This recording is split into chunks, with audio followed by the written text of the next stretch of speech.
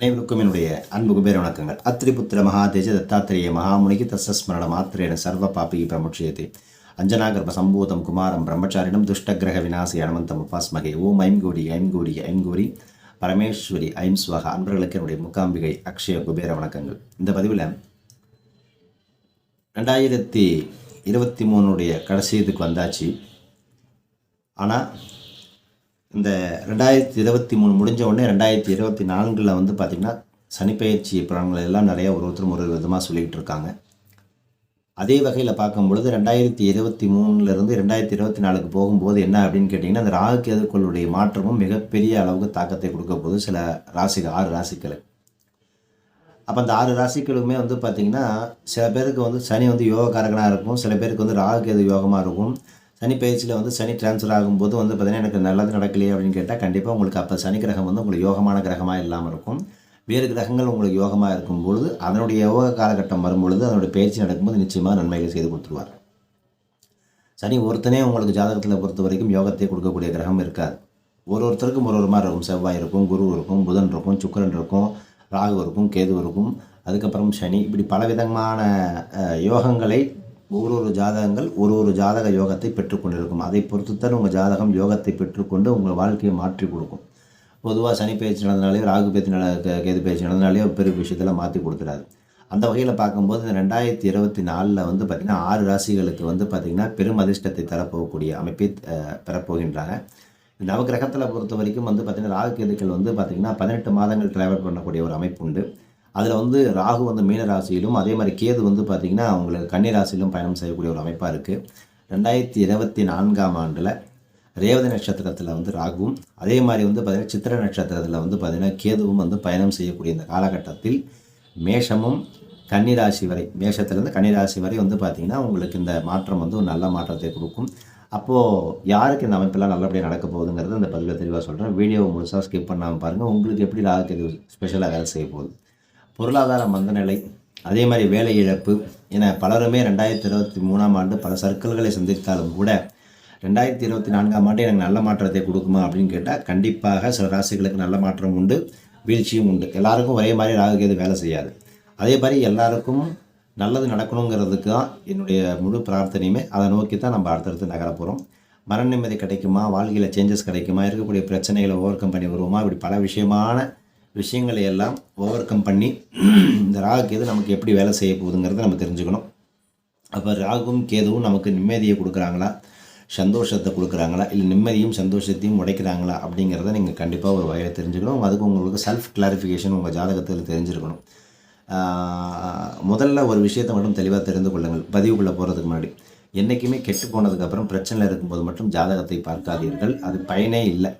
என்றைக்குமே நீங்கள் என்றைக்கு நல்லா இருக்கீங்களோ அன்றைக்கி நீங்கள் ஜாதகம் பாருங்கள். என்ன காரணம் அப்படின்னு கேட்டீங்கன்னா, என்றைக்கு நீங்கள் நல்லா இருக்கீங்களோ அப்போ நீங்கள் வந்து மற்றதை பற்றி கான்சன்ட்ரேட் பண்ண மாட்டீங்க. நம்ம தான் நல்லா இருக்கும் போது ஜாதகம் பார்க்கணும்னு விட்டுருவீங்க.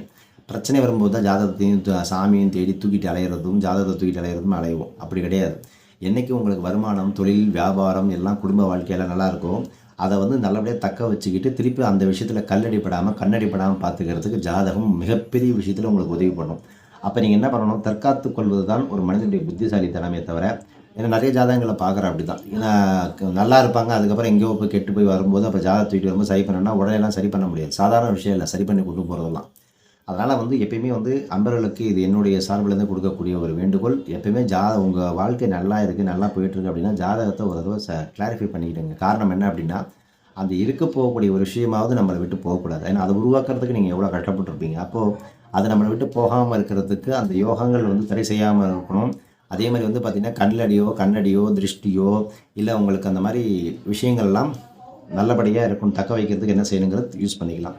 அப்போ இந்த ராகுகேது வந்து இந்த 2024 மேஷத்துக்கு என்ன பண்ண போகுது அப்படின்னு கேட்டிங்கன்னா, கெட்டிடம் ராஜயோகம்னு ஒரு கேள்விப்பட்டிருப்பீங்களா. ஸோ அந்த ராஜயோகம் வந்து இப்பொழுது வந்து பார்த்திங்கன்னா 12ஆம் வீட்டில் வந்து மறைவு ஸ்தானத்தில் ராகுவும், 6ஆம் வீட்டில் வந்து கேதுவும் வந்து கேது பகவான் வந்து பயணம் செய்யக்கூடிய ஒரு அமைப்பில் சுபகாரியமான திருமண விஷயம் ஃபஸ்ட்டு நடக்கும். கிரகப்பிரவேசம் உள்ளிட்ட சுபகாரியங்கள் நடக்கும். சிலர் வீடு மற்றும் ஊர் சம்மந்தப்பட்ட விஷயங்களாக அந்த வந்து மாற்றம் செய்யக்கூடிய ஒரு அமைப்பு மேஷராசிக்காரர்களுக்கு. கேதுவனுடைய சஞ்சாரத்தால் புதிய வேலை வாய்ப்பு மற்றும் தொழிலை பெருக்கி லாபம் சம்பாதித்து சுகபோகங்களை எல்லாம் பெருக்கிக் கொள்ளக்கூடிய அமைப்பும், புதிய கடன்களை எல்லாம் வாங்கினாலும் அது கண்டிப்பாக சுபவிரயமாக மாற்றிக்கொள்ளுங்கள். நீங்கள் கடன் வாங்கக்கூடிய அமைப்பாக இருந்தால் அது சுப விரயமாக மாற்றிடுங்க. அது உங்களுக்கு நல்ல மாற்றத்தை கொடுக்கும். மேஷராசிக்காரர்களை பொறுத்த வரைக்கும் குடும்பத்தில் கெட்டி மேளம் சத்தக்கூடிய ஒரு அமைப்பு வரப்போகுது. மேஷராசிக்காரர்களை பொறுத்த வரைக்கும் இதுவரைக்கும் கல்யாணம் ஆகக்கூடிய ஒரு அமைப்பு ஏதாவது இருந்தால் ஆணாக இருக்கட்டும் பெண்ணாக இருக்கட்டும் கண்டிப்பாக அந்த அமைப்பு உங்களை தேடி வரப்போகுது. ஆனந்தமாக என்ஜாய் பண்ணக்கூடிய காலகட்டம் இந்த மேஷராசிக்காரர்களுக்கு ராகு கேதுவால் 2024 அமையப்போகுது. அதற்கு அடுத்ததாக வரக்கூடிய ராசி வந்து ரிஷபராசி. ரொம்ப நாளாக கிணத்துல கல் மாதிரி போட்டுட்டு உட்காந்துருந்த ஆளுங்களுக்கு இந்த ரிஷபராசியும் வருது. ரிஷபராசி வந்து இதுக்கு மேலே மெல்ல மெல்ல அப்பப்போ அப்படி அப்பாகி வரும். எதிர்பாராத யோகத்தையும் திடீர் பண வருமானத்தையும் வந்து தரப்போகக்கூடிய ஒரு அமைப்பு ரிஷபத்துக்கு. உங்களுக்கு இந்த பிரச்சனைகள் தானாகவே மறைந்து போகக்கூடிய அமைப்பை ராகு கேதுக்கள் ஏற்படுத்தி கொடுக்கும். மோட்சக்காரகனாக கேது வந்து பார்த்திங்கன்னா பூர்வ புண்ணிய ஸ்தானமான 5ஆம் வீட்டில் பயணம் செய்வதனால சோதனைகள் எல்லாம் சாதனைகளாக மாற்றக்கூடிய ஒரு அமைப்பாக வரப்போகுது. வாங்கிய கடனுக்கு அசலுக்கெல்லாம் நிறைய கடனை கட்டியிருப்பீங்க. அதெல்லாம் கடன் சுமையெல்லாம் உங்களுக்கு குறைய போகுது. அதே மாதிரி வந்து பார்த்திங்கன்னா குடும்பத்தில் ஒரு அமைதியான சூழ்நிலை உருவப்போகுது. சந்தோஷமான விஷயம் உங்கள் வாழ்க்கையில் இப்போ நடக்க போகுது. கெட்ட விஷயங்கள்லாம் எவ்வளோ நடந்து உங்கள் வாழ்க்கையில் மன வருத்தத்தையும் வேதனையும் கொடுத்ததோ இதெல்லாம் மாறப்போகுது. தடைப்பட்ட திருமணங்கள் புத்திரபாக்கியம் விஷயம் எல்லாம் உங்களுக்கு நடத்தி கொடுக்க போகிறாங்க. செய்யும் தொழிலில் பார்க்கக்கூடிய வேலையெல்லாம் வந்து பார்த்திங்கன்னா திருப்திகரமாக ஒரு மாற்றத்தை எல்லாம் ஏற்படுத்தி கொடுக்க போகுது. குலதெய்வ பிரார்த்தனை உங்களுக்கு நல்ல மாற்றத்தை கொடுக்கும் ரிஷபராசிக்காரர்களுக்கு. அதற்கு அடுத்ததாக வரக்கூடிய ராசி வந்து பார்த்திங்கன்னா மிதுனம். மிதுனத்தை பொறுத்த வரைக்கும் வந்து பார்த்திங்கன்னா ராகுவும் 4ஆம் வீட்டில் கேதுவும் வந்து பார்த்திங்கன்னா 10ஆம் வீட்டில் ராகுவும் கேது வந்து பார்த்திங்கன்னா 4ஆம் வீட்டில் பயணம் செய்யக்கூடிய அமைப்பு வந்து பார்த்திங்கன்னா இது ஒரு விஷயம் சொல்லுவாங்க. அதாவது இந்த கேந்திரத்தில் வந்து பார்த்திங்கன்னா இந்த கிரகங்கள் பாவ கிரகங்கள் வரும்பொழுது வலிமையான ஒரு பலனை கொடுக்கும் அப்படிங்கிற ஒரு அமைப்பு உண்டு. சூரியனை கண்டு பனி விலகுவது போல ஒவ்வொரு பிரச்சனையும் உங்களுக்கு அப்படியே மெல்ல மெல்ல மறைஞ்சிட்டு வரும். முயற்சியெல்லாம் வெற்றி கொடுக்கும். அதே மாதிரி நினைத்த மாதிரி அந்த வேலை வாய்ப்புகள் எல்லாம் கண்டிப்பாக அமையும். லாபமும் கண்டிப்பாக அமையக்கூடிய ஒரு அமைப்பு உண்டு. அதுபோல் உங்களுக்கு வந்து நல்ல சம்பாதிக்கக்கூடிய ஒரு ஆப்பர்ச்சுனிட்டியும் உங்களுக்கு கிடைக்கும். அப்ராட்லாம் நீங்கள் எதாவது ட்ரை பண்ணிட்டு இருந்தீங்கன்னா கண்டிப்பாக டக்குன்னு இந்த டைமில் டக்குன்னு யூஸ் பண்ணி டக்குன்னு போய் செட்டில் ஆகிற வழியை பாருங்கள். உட்காந்துட்டு வேடிக்கை பார்த்துட்டு இருக்க வேண்டாம். கடந்த காலங்களில் வந்து வேலையிலிருந்து ரொம்ப கஷ்டப்பட்டு இருக்கிறவங்களுக்கு எல்லாருமே இதெல்லாம் ஒரு நல்ல காலகட்டமாக இருக்குது. அதே மாதிரி வேலை இழந்து கஷ்டப்படக்கூடிய கணவன் மனைவி சம்மந்தப்பட்ட பிரச்சனைகள் எதுவாக இருந்தாலும் கண்டிப்பாக அதெல்லாம் சரியாகக்கூடிய ஒரு அமைப்பு. சங்கடங்கள் எல்லாம் தீர்ந்து உங்கள் வாழ்க்கையில் மறுமலர்ச்சி கிடைக்க போகுது. கடன்பட்டு விலகி போனவர்களுக்கெல்லாம் இனி கடன் சுமை படிப்படியாக குறைந்து நல்ல வாழ்க்கை அமையக்கூடிய ராசியில் மிதுன ராசிக்காரரும் ஒன்று உங்களுக்கு நல்ல சான்ஸ் இப்போ ஓப்பன் ஆகும்போது பயன்படுத்தி கொள்ளுங்கள். அடுத்ததாக வரக்கூடிய ராசிக்காரர்கள் கடகராசிக்காரர்கள். ராகு வந்து 9ஆம் வீட்லேயும் வந்து பார்த்திங்கன்னா கேது வந்து பார்த்திங்கன்னா 3ஆம் வீட்டில் பயணம் செய்வது யோகமான ஒரு அமைப்புன்னு சொல்லலாம். குடும்பத்தில் சுபகாரியம், புது முயற்சி, திருமணம் சம்மந்தப்பட்ட விஷயங்கள், புத்திரபாகியம் சம்மந்தப்பட்ட விஷயங்கள் எல்லாம் நடக்க போகிறது. நீண்ட நாட்களாக எதிர்பார்த்த உதவிகள் எல்லாம் கிடைக்க போகுது. அதே மாதிரி வருமானம் வந்து இதுக்கு மேலே மெல்ல மெல்ல மெல்ல இன்க்ரீஸ் ஆக ஆரம்பிக்கும். குடும்பத்தில் பிரிவு மனக்கசைப்புகள் எல்லாம் சந்தித்தவர்களுக்கெல்லாம் ராகு கேது வந்து நிம்மதியும் சந்தோஷத்தையும் ஏற்படுத்தி தரக்கூடிய அமைப்பாக கடகராசிக்காரர்களுக்கு கண்டிப்பாக உண்டு. அடுத்த ராசிக்காரர்களாக வந்து பார்க்கும்போது அடுத்ததாக சிம்ம ராசிக்காரர்கள். சிம்மத்தை பொறுத்த வரைக்கும் என்ன அப்படின்னு கேட்டிங்கன்னா ராகு கேது வந்து யோகத்தையும் பெருமையும் புகழையும் கொடுக்கக்கூடிய ஒரு கிரகம். பொன்பொருள் சேர்க்கை உண்டு. ஏற்கனவே நான் சொல்லியிருக்கேன் சிம்மத்துக்கு வந்து இதுக்கு மேலே நல்ல மாற்றம் உண்டு. சீக்கிரமாக கல்யாணம் ஆகாதவங்க கல்யாணம் ஆகிடுங்க. இந்த ஆப்பர்ச்சுனிட்டிலாம் வந்து அந்த கிரக காலகட்டம் நல்லா இருக்கும்போதே பண்ணிடணும். வசதிகளை பெருக்கக்கூடிய ஒரு அமைப்பை தரக்கூடிய ராகு சிம்மராசிக்காரர்களுக்கு சுபகாரியங்கள், பிள்ளை படிப்பினுடைய அமைப்பு, பிள்ளைகள் படிப்புக்காக பிரிந்து செல்லக்கூடிய ஒரு அமைப்பு, படிப்புக்காக சொல்கிறேன். அதே மாதிரி குடும்பஸ்தானத்தில் கேது பயணம் செல்லக்கூடிய அமைப்பெல்லாம் வந்து பார்த்திங்கன்னா முயற்சிகள்லாம் வெற்றி, தன்னம்பிக்கை அதிகரிக்கக்கூடிய ஒரு காலகட்டம். வாழ்க்கையில் முன்னேற்றத்தினுடைய அடியை நோக்கி சிம்மராசிக்காரர்கள் நகர போகிறாங்க. அதுக்கு அடுத்த வரக்கூடிய ராசி வந்து பார்த்திங்கன்னா கன்னி ராசிக்காரர்கள் வந்துட்டாங்க ஐயா. இந்த கன்னியை பொறுத்த வரைக்கும் என்ன அப்படின்னு நிறைய விஷயங்கள் நான் சொல்லிகிட்டே போகலாம். 2024ஆம் ஆண்டு வந்து பார்த்திங்கன்னா ஏற்கனவே சொன்ன மாதிரி ஒரு பல வழிகளில் இருக்கக்கூடிய பிரச்சனைகள்லாம் மெல்ல மெல்ல ஒன்று ஒன்றா நீங்கள் குறைச்சிக்கிட்டு வருவீங்க. செய்யக்கூடிய தொழிலில் வந்து வருமானம் அதிகரிக்கும். குடும்பம் வந்து பார்த்திங்கன்னா மகிழ்ச்சியும் சந்தோஷமும் கூடக்கூடிய அமைப்பு. கடன் வாங்கி நொந்து போனவர்களுக்கெல்லாம் வருமானம் மெல்ல மெல்ல அதிகரித்து கடன் சுமையை குறைக்கும். சொத்து சேர்க்கை ஏற்படும். கடன் பிரச்சனை படிப்படியாக குறையக்கூடிய ஒரு அமைப்பு.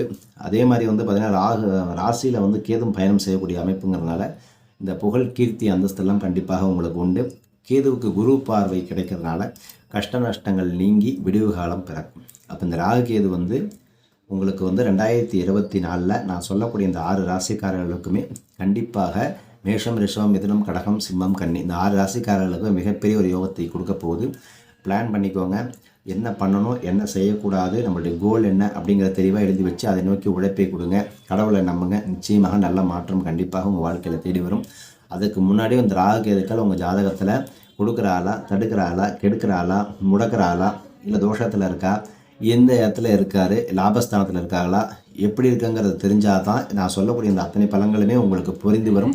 வெறுமனே நான் சொல்கிறத வச்சுட்டு நீங்கள் பிளைண்டை நம்பக்கூடாது. உங்கள் ஜாதகத்தில் ராகு கேது நல்லா இருந்தால் மட்டும்தான் இந்த பலன்கள் எல்லாம் கொண்டு வந்து சேர்க்கும்.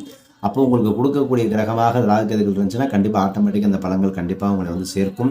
ஒரு விஷயத்தை நல்லா புரிஞ்சுக்கணும். நான் எல்லாருக்கும் சொல்கிறது தான், பொதுவான பயிற்சிகளை நம்பி எந்த ஒரு விஷயத்தையும் செய்யாதீங்க. உங்கள் சுய ஜாதகத்தில் ஒரு கிரகங்களும் எப்படி இருக்கோ அந்த கிரகங்களை பொறுத்து தான் உங்கள் வாழ்க்கையில் லாபத்தை ஈட்டி கொடுக்குங்கிறத மட்டும் மனசில் வச்சுக்கோங்க. ஸோ அதை கிளியரான உங்களுக்கு டேட்டா வேணும் அப்படின்னா நீங்கள் டீட்டெயிலாக கன்சல்டேஷன் எடுத்து உங்கள் வாழ்க்கையில் இருக்கக்கூடிய தடைகளை உடைப்பதற்கான வேலைகளை நீங்கள் செய்து கொள்ளலாம். அடுத்த பதிவில் சுவாரஸ்யமான தகவல்களை சந்திக்கின்றேன். நற்பவி நல்லது நடக்கட்டும். ஓம் ஸ்ரீ குருப்பியோ நமः.